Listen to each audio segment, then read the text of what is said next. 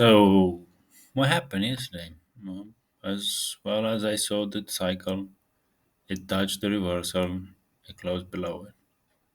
We're moving down until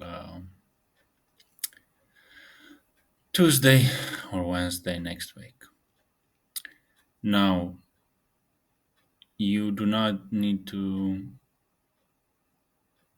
listen to me, but please share the blessing to others. If you made money in this trade and switch it to short weeks, tell other people, hey, there's an idiot out there who actually follows cycles and support and resistance and gives a good take on this stuff.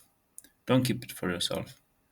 At the same time, it's it's like money is energy, so you cannot store it. No matter how much you will try, you have to think why you're making this.